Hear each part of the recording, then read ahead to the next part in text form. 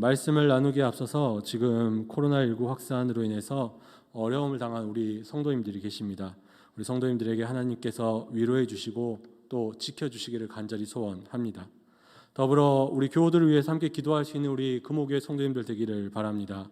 그래서 우리 교우도 회복되고 교회도 회복되고 또 이 지역사회도 속히 이 불안과 염려로부터 벗어날 수 있도록 기도해 주시고 협력해 주시는 우리 모든 성도님들 되기를 간절히 소원합니다.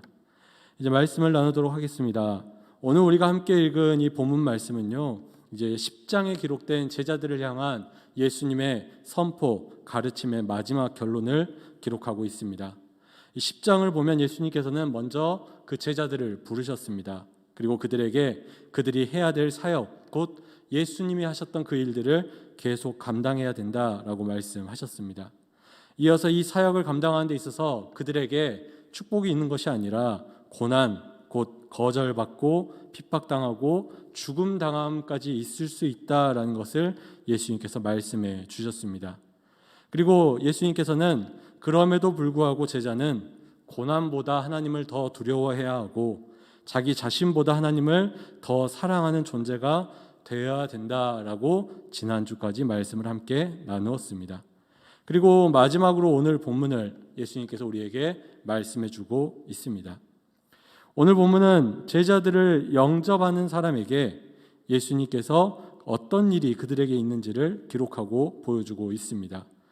물론 우리가 지금까지 읽었던 이 10장 안에 보면요, 제자들을 영접하는 내용에 대해서 이미 11절부터 15절까지 말씀에 기록되어 있습니다. 하지만 오늘 본문과 이 11절에서 15절 말씀에 차이점이 있습니다.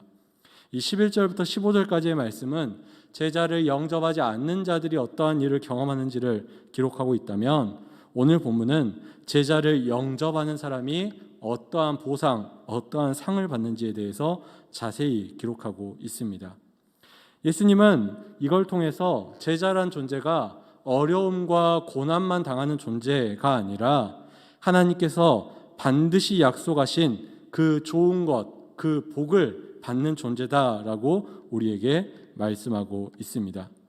바라기는 오늘 본문에 기록된 말씀이 온라인으로 함께 예배한 우리 모든 성도님들에게 그대로 이루어지는 말씀 되기를 간절히 소원합니다. 그렇다면 제자가 얻는 보상, 제자가 얻는 특권이 과연 무엇일까요? 예수님은 먼저 누군가가 반드시 제자를 영접할 것임을 분명히 말씀하고 있습니다. 그리고 그 사람은 제자를 영접했기 때문에 상을 받게 된다라고 말씀하고 있습니다. 여기서 영접하다라는 말은요, 1차적으로 그 제자를 자기 집에 맞아들이는 것을 이야기하고 있습니다. 제자가 집안에 들어오도록 허락하는 것 자체가 영접하는 것이다 라고 이해할 수 있습니다. 왜냐하면 제자들은 예수님께서 그 사역을 할 때에 머물 곳이나 거할 곳을 정하고 가지 않도록 명령하셨기 때문입니다. 오늘 본문은 아니지만 10장 11절 말씀을 보면 이렇게 말하고 있습니다. 어떤 성이나 마을에 들어가든지 그 중에 합당한 자를 찾아내어 너희가 떠나기까지 거기 머물라. 즉 어디를 미리 정해놓고 나는 저기서 거하면서 복음을 전해야 되겠다라고 하는 것이 아니라 어디든지 가서 그 후에 제자들을 영접하는 과정에 머물도록 예수님께서 명령하셨다라는 것입니다. 그렇기 때문에 머물 곳이 없는 제자들에게 머물 곳을 제공하는 것, 그 자체가 제자들을 영접하는 것이다라는 것이죠. 들어갈 곳이 없는, 들어갈 집이 없는 제자들에게 자기 집안을 제자들이 들어올 수 있도록 허락하는 것 자체가 영접이다라는 것입니다. 하지만 집안에 사람을 들이는 것 그 자체가 예수님이 말씀하시는 진짜 영접이냐? 그렇지는 않습니다. 예수님께서 말씀하시는 진짜 영접은 좀 다른 면이 있습니다.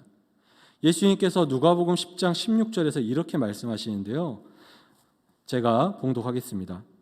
너희 말을 듣는 자는 곧 내 말을 듣는 것이요 너희를 저버리는 자는 곧 나를 저버리는 것이요 나를 저버리는 자는 나 보내신 이를 저버리는 것이니라 하시니라. 아멘.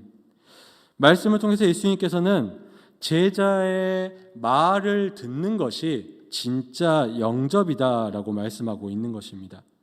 그냥 사람인 제자를 자기 집에 이렇게 맞아들이는 것이 영접으로 끝나는 것이 아니라 그 제자를 집안에 들이고 그 제자가 말하는 복음을 듣고 더 나아가서 그 복음을 마음에 믿는 것이 예수님이 말씀하시는 진짜 영접하는 모습이라는 것입니다.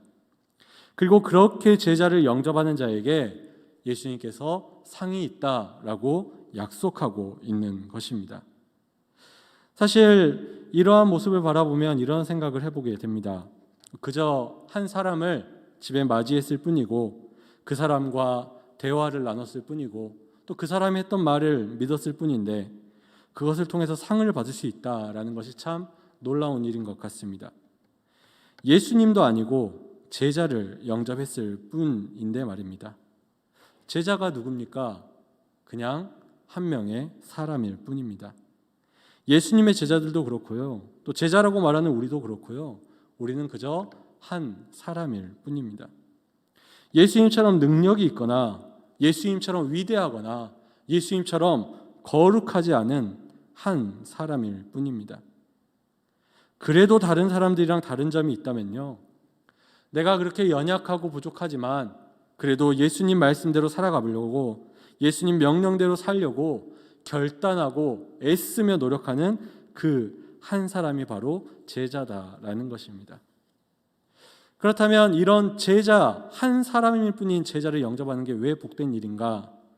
제자가 어떤 존재이기에 예수님은 그 사람을 접대하는 게, 영접하는 게 복되다라고 말하는가? 우리가 40절 말씀을 통해서 함께 알아보도록 하겠습니다. 40절 말씀입니다. 함께 읽겠습니다. 시작. 너희를 영접하는 자는 나를 영접하는 것이요 나를 영접하는 자는 나를 보내신 이를 영접하는 것이니라. 아멘. 예수님은 지금 제자와 자신이 같다라고 이 말씀 가운데 말하고 있습니다. 또 예수님은 여기서 멈추지 않고요.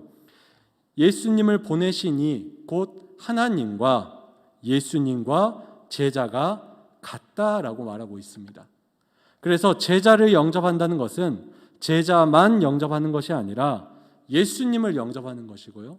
예수님까지만 영접하는 것이 아니라 하나님까지 영접하는 것이다 라고 예수님께서 말씀하고 있는 것입니다. 즉 사람들은요, 이 제자라는 한 사람을 통해서 사람을 만나는 게 아니라 예수님을 만나고 예수님을 통해서 하나님을 만나게 된다라는 것이죠. 또 동시에 하나님은 예수님을 통해서 제자를, 또 제자를 통해서 그 한 사람을 만나게 된다라는 것입니다. 그렇기 때문에 제자를 영접하는 그 사람에게 하나님께서 상을 준다라고 약속하고 있는 것이죠. 비록 그 사람은 그것을 알지 못하지만 제자를 통해 하나님을 영접했기 때문에 또 제자를 통해 하나님께서 그 사람에게 상을 주신다라는 것입니다. 이게 바로 제자가 가진 가장 큰 보상이자 특권이라는 것입니다. 하나님과 사람을 이어주는 존재가 된다라는 것이죠. 하나님을 영접하게 하고 하나님의 상을 받게 하는 존재가 바로 제자라는 것입니다. 즉 하나님 나라의 중간자, 곧 대사, 하나님의 대사와 같은 자격을 제자가 갖게 된다라는 것이죠. 이 땅 가운데서 하나님을 대표하고 하나님을 대신하는 존재가 된다라는 것입니다. 한 사람, 한 인간인 우리에게 그런 존재가 된다라는 게 얼마나 큰 보상이자 특권인지 우리가 생각해 봐야 할 것입니다. 여러분은 혹시 드라마 중에 사극을 좋아하시는지 모르겠습니다. 이 사극류의 드라마를 보다 보면, 특별히 조선시대를 다룬 사극을 보다 보면요, 꼭 나오는 장면이 있습니다. 어떤 장면이냐면 중국에서 사신이 오는 장면입니다. 이 사신은 사실 아무리 높아봤자 중국에서 하나의 관원, 하나의 신하일 뿐입니다. 하지만 우리가 아는 것처럼 중국에서 온 사신은 우리나라에 왔을 때 마치 자신이 황제인 것처럼 행동합니다. 동시에 조선의 왕과 신하들 역시 이 사신을 거의 황제에 대하듯이 대하는 것을 보곤 합니다. 그래서 중국에서 사신이 오기 전부터 극진히 대접하고 사신의 기분을 좋게 하기 위해서 많은 것들을 준비하는 게 우리의 역사 가운데 보인 모습이었습니다. 또 중국에서 오는 사신들은 이런 사실을 잘 알고 우리나라에 와서 마음껏 횡포를 부리는 경우가 많이 있었습니다. 그렇다면 이런 이상한 상황, 그러니까 왕이 아닌데 왕처럼 행동하고 또 왕이 아닌데 왕처럼 대하는 이런 이상한 상황이 이루어질 수 있었던 그 이유가 과연 무엇일까요? 왜냐하면 황제의 칙서를 이 사신이 가지고 있기 때문입니다. 그 사람이 아니라 그 사람이 가진 것 때문에 이런 이상하면서도 신기한 일들이 있었던 것입니다. 마찬가지입니다. 제자가 사람들에게 영접을 받는 이유, 제자가 예수님 그리고 더 나아가 하나님과 같다고 말씀하시는 이유, 또 사람들이 제자를 통해 하나님의 상을 받을 수 있는 그 이유는 이 제자라는 존재가 하나님을 품고 있기 때문입니다. 하나님의 뜻과 예수님의 말씀을 그 안에 품고 있기 때문입니다. 제자로 살기 위해서 고난과 두려움을 겪지만, 유혹을 겪지만 그것에 넘어지지 않고 끝까지 하나님을 경외하며 순종하는 삶, 말씀대로 그 삶을 살아낸 존재이기 때문입니다. 삶 가운데 하나님의 뜻과 하나님의 나라가 살아 숨쉬는 사람이기 때문에, 그게 제자이기 때문에 그가 이런 보상, 이런 특권을 얻게 된다라는 것입니다. 바라기는 이런 보상과 특권이 제자된 우리 성도님들에게 위로와 소망 그리고 반드시 누리는 축복이 되기를 간절히 소원합니다. 제자인 우리는 이제 그냥 보통의 사람이 아닙니다. 하나님의 대사입니다. 제자인 우리를 영접하는 사람은 하나님을 보게 될 줄로 믿습니다. 제자인 우리를 영접하는 사람은 하나님의 상을 받게 될 줄로 믿습니다. 물론 이 말씀이 우리로 하여금 특권의식을 가지고 다른 사람 위에 마음껏 군림하라, 중국의 사신처럼 행동해라 라는 말이 절대 아닙니다. 하나님의 대사인 제자가 되기 위해서 고난을 이기고 하나님을 경외하며 우리가 끝까지 살아내야 한다라는 것입니다. 그것이 제자가 살아야 할 삶이고, 그런 삶에 하나님께서 이러한 보상을 반드시 주신다라는 것입니다. 바라기는 하나님의 이 약속이 우리 모든 성도님들에게 그대로 이루어지기를 소원합니다. 그래서 여러분을 통해서 여러분의 가족과 여러분의 이웃과 여러분의 직장과 여러분의 사업장이 하나님을 만나고 하나님의 상을 받는 일들이 있게 되기를 간절히 소원합니다. 그런데 이런 말씀을 전할 때 가장 마음속에 우려되는 것이 하나 있습니다. 그것은 뭐냐면, 내가 그렇게 섬겨야지라고 생각하는 게 아니라 내가 그렇게 섬김 받아야 되겠다라는 마음을 갖는 것입니다. 나는 제자고 나 잘 섬기면 여러분이 상을 받으니까 여러분 나를 잘 섬기십시오. 혹시 이런 생각을 하거나 마음에 품는 분이 계실까 걱정이 되는데요. 또 우리 안에 이런 욕심이 나중에 생길까 봐 걱정이 되는데요. 항상 우리가 기억해야 될 예수님의 말씀이 있습니다. 섬김에 있어서 무엇이 우선이냐? 마태복음 7장 12절 말씀인데요. 제가 읽도록 하겠습니다. 그러므로 무엇이든지 남에게 대접을 받고자 하는 대로 너희도 남을 대접하라. 이것이 율법이요 선지자니라. 아멘. 예수님이 말씀하신 것처럼 이 제자라는 존재는요, 제자니까 섬김을 받고자 하는 것이 아니라 먼저 섬기는 존재가 되어야 한다라는 것입니다. 그리고 예수님은 우리에게 섬길 때 우리가 가져야 될 모습이 어떠한 모습인지 말씀해 주고 있습니다. 오늘 본문 41절과 42절 말씀인데요, 우리가 함께 읽도록 하겠습니다. 함께 읽겠습니다. 시작.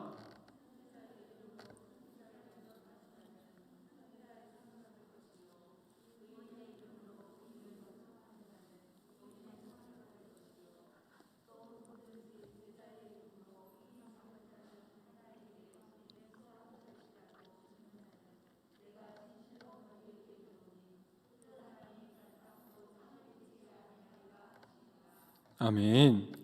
지금 예수님께서는 말씀을 통해서 제자를 영접하는 것, 선지자와 의인의 이름으로 영접하는 것은 상이 있다라고 말하고 있습니다. 그런데 이런 사람만 상을 받느냐? 그렇지 않습니다. 말씀에 나온 것처럼 작은 자를 영접하는 것도 상이 있다라고 분명하게 말씀하고 있습니다. 작은 자에게 냉수 한 그릇이라도 주는 자에게 상을 잃지 않게 한다라고 말씀하고 있는 것입니다. 여기서 냉수 한 그릇을 준다라는 것은 정말 작은 섬김을 이야기하고 있습니다. 얼마나 작은 섬김이냐면 우리가 그렇게 섬겼다라고 생각할지라도 그것을 섬기지 않았다라고 내가 느낄 만큼 그런 작은 행동을 말하는 것입니다.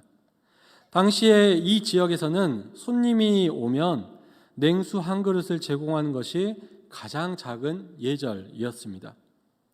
이것을 통해서 상대방으로 하여금 내가 냉수를 한 그릇 줬으니까 당신 나한테 뭘 갚아야 돼 라고 바랄 수도 없을 만큼 작은 섬김이 바로 이런 냉수 한 그릇의 섬김이었습니다. 그런데 예수님께서는요, 이런 작은 섬김, 이런 사소한 섬김마저도 작은 자에게 행했을 때 하나님의 상이 있다라고 우리에게 말씀하고 있는 것입니다. 우리는 그 섬김을 행하며 기대하고 바라던 것이 없었음에도 불구하고 하나님은 우리에게 상으로 갚아주신다라는 것입니다. 사실 우리는 기대하던 것에 대해서 보상받는 것으로 참 기쁨을 누리며 살아갑니다. 열심히 일해서 얻은 노동의 대가인 월급을 받지만 받을 때마다 기분이 어떠십니까? 좋으시죠? 내가 내 돈을 주고 내 시간을 들여서 애써서 찾은 좋은 물건을 택배로 샀습니다. 그 택배가 올 때 기분이 어떻습니까? 좋으시죠? 더 빨리 받고 싶어서 택배 기사님한테 전화해서 언제 오냐고 묻는 게 우리의 모습입니다. 또 곧 성탄절이 다가오는데요. 우리 아이들은 성탄절에 본인들이 선물을 받을 것을 알고 있습니다. 그런데 선물을 받으면 기뻐합니다. 이렇게 우리는 받을 것을 알고 있음에도 불구하고 또 받아야 할 것을 받음에도 불구하고 우리 삶 가운데 기뻐하는 모습이 우리에게 있습니다. 그런데 하물며 여러분이 기대하지도 않았던 것을 받게 된다면 여러분은 얼마나 기쁘시겠습니까? 예를 들면 이런 겁니다. 기념일도 아니고 생일도 아닌데 남편이 갑자기 퇴근할 때 꽃다발과 편지와 케이크와 선물, 그게 현금이면 더 좋으시겠죠? 그걸 주면 여러분 마음이 어떠시겠습니까? 기쁘시겠죠. 또 하루 종일 땀 흘리며 수고하고 집에 딱 들어갔는데 내가 평소에 사고 싶은데 아내의 허락이 없어서 사지 못했던 내 취미용품 혹은 내가 사고 싶었던 어떤 물건을 아내가 딱 사놓고 기다리고 있으면 우리 남성분들 아주 기분이 좋으실 겁니다. 아니, 사라고 허락만 해줘도 기분이 좋으시겠죠. 또 아무리 결혼하라고 해도 거절하던 내 자녀가 어느 날 갑자기 예고도 없이 내 마음에 쏙 드는 그런 배우자, 예비 배우자를 데리고 나타난다면, 하나도 마음에 들지 않는 게 없는 그런 훌륭한 예비 배우자를 데리고 나타난다면 여러분 기쁘시겠죠. 생각하지도 않았던 좋은 일을 우리가 경험할 때 우리는 기대했던 것을 얻을 때의 기쁨과는 비교할 수도 없는 더 큰 기쁨을 느끼게 됩니다. 그런데 지금 예수님이 약속하는 상이 바로 이런 것입니다. 우리가 기대하지도 않은데 하나님이 주시는 좋은 일이 있다라는 것입니다. 하나님이 주시는 상이 있다라는 것이죠. 내가 기대하며 섬기지 않았고 기대하며 돌보지 않았고 기대하며 대접하지 않았는데 그냥 잃어버린다, 그냥 평상시처럼 한 것뿐인데 하나님께서 그것을 다 갚아주신다면 얼마나 기쁘겠습니까? 그래서 우리가 냉수 한 그릇의 섬김까지도 평소에 잘 행해야 한다라는 것입니다. 그렇다면 우리는 지금 이런 하나님의 말씀을 들으며 우리의 섬김의 삶, 우리의 삶을 다시 한번 더 되돌아봐야 할 줄로 믿습니다. 우리는 지금 잘 섬기며 살고 있으십니까? 우리는 기대하지 않은 하나님의 상을 받을 준비가 되어 있습니까? 제자와 선지자, 의인, 그리고 작은 자, 그들을 잘 섬기고 있습니까? 대단한 건 아니어도 냉수 한 그릇 잘 제공하고 있으십니까? 섬겨놓고 내가 받기도 부끄러울 정도의 작은 섬김 행하고 있으십니까? 아니면 섬기지 않고 있으십니까? 주일 밤 10시였습니다. 한 통의 전화를 받게 됐고요. 그때부터 참 많은 어려운 소식들을 듣게 됐습니다. 그날도 되게 늦게 잤던 것 같은데요. 이러한 소식을 들으면서 특별히 많은 일들이 우리 교회 안에 있었고 또 많은 것들이 새롭게 결정되게 되었습니다. 그렇게 시간이 좀 지나고 그래도 저희 교구에 속한 분들에게는 제가 당연히 전화를 하는 게 맞을 것 같아서 작지만 위로하고자 하는 마음으로 전화를 드렸었습니다. 물론 감사하게도 모두 좋은 결과가 있어서 그나마 조금 나은 마음으로 제가 연락을 드릴 수 있었습니다. 근데 그렇게 통화하는 가운데 참 마음 아픈 이야기를 듣게 됐습니다. 자신을 향해서 어떤 사람이 그렇게 된 상황에 대해서 비난과 지탄했다는 것을 듣고 저에게 이야기해 주셨습니다. 말씀하시는데 훌쩍이시더라고요. 소리만 들어도 이미 눈물을 흘리고 계신 모습이 눈에 선했습니다. 그렇게 통화를 마치는데요, 제 마음이 공허하고 좌절이 느껴졌고 죄송하지만 분노도 느껴졌고 실망도 느껴졌습니다. 이런 생각이 들었습니다. 우리는 진짜 제자인가? 우리 교회는 진짜 제자 공동체인가? 그렇다면 도대체 어떻게 이런 일이 있을 수 있을까? 이런 상황에서 말씀을 읽고 듣고 전하는 것이 무슨 의미가 있을까? 많은 고민과 생각이 이 설교를 준비하는 내내 제 머리를 떠나지 않았습니다. 그런데 그러면서 말씀을 준비하다 보니 동시에 제 모습도 돌아보게 됐습니다. 지금 나도 결국 냉수 한 그릇도 제공하지 못하는 삶을 살고 있는 것 같다라는 생각을 해보게 됐습니다. 여러분은 어떻습니까? 제자, 선지자, 의인, 작은 자와 같은 우리 교회의 교우들 또 우리의 이웃들에게 냉수 한 그릇을 잘 제공하고 있으십니까? 아니면 냉수가 필요한 이들에게 100도씨에 팔팔 끓는 뜨거운 물을 주고 있지는 않습니까? 많은 것을 바라는 게 아닙니다. 바라기는 우리 금호교회는 냉수 한 그릇부터 잘 제공할 수 있게 되기를 소원합니다. 예수님께서 제자된 우리에게 오늘 명령하심에 약속하고 있습니다. 우리가 냉수를 제공하는 그 사람이 제자든지 선지자든지 의인이든지 비록 작은 자이다 할지라도 우리가 냉수를 제공할 때 하나님께서 상 주실 줄 믿습니다. 우리가 기대하지도 않았던 기쁨을 하나님께서 우리에게 주실 줄로 믿습니다. 이제 내 돈 주고 사서 얻는 기쁨만 아니라 하나님이 주시는 기쁨을 기대하며 살아갈 수 있는 저와 여러분이 되기를, 우리 금호교회가 되기를 간절히 소원합니다. 그래서 오늘 말씀 제목을 빙산의 일각이라고 정했습니다.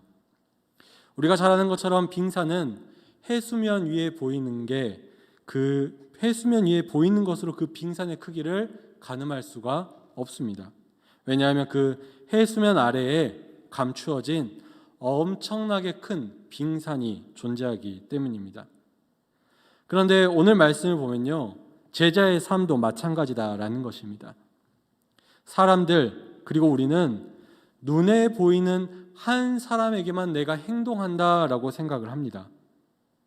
하지만 오늘 예수님은 우리에게 우리 눈에 보이는 그 사람, 그 제자가 다가 아니다라고 말씀하고 있습니다. 우리 눈에 보이는 사람은 빙산의 일각일 뿐입니다. 그 안에, 그 뒤에, 그 위에 예수님께서 계시고 하나님께서 함께하고 있습니다. 제자만 아닙니다. 선지자도, 의인도, 심지어 작은 자도 마찬가지다라는 것입니다. 그렇기 때문에 우리는 함께하는 교우와 이웃들을 잘 섬겨야 할 줄로 믿습니다. 그들을 섬기는 것, 영접하는 것이 곧 하나님을 영접하는 것이기 때문입니다. 대단한 섬김을 말하는 것이 아닙니다. 받으면 너무 부담스러워서 꼭 갚아야 될 것 같고 안 갚으면 체할 것 같은 그런 엄청난 섬김을 말하는 게 아닙니다. 냉수 한 그릇이면 됩니다. 따뜻하게 인사해 주는 것, 진심으로 걱정해 주는 것, 마음으로 기도해 주는 것. 누가 이런 것들을 행하면서 대가를 바라겠습니까? 그런데 하나님은 이런 작은 것에도 상 주시겠다고 약속하고 있는 것입니다. 어렵지 않습니다. 오늘 지금 바로 냉수 한 그릇 같은 사람이 되어 주시기를 바랍니다. 우리가 그렇게 살아간다면 우리의 나눔은 하나님이 우리에게 주실 그 상에 비하면 빙산의 일각과 같이 될 줄로 믿습니다. 해수면 아래에 있는 그런 큰 빙산과 같은 상이 우리에게 있을 줄로 믿습니다. 이제 예수님의 제자답게, 예수님의 제자 공동체답게 살아가는 저와 여러분 되기를, 금오교회 되기를 간절히 소원합니다.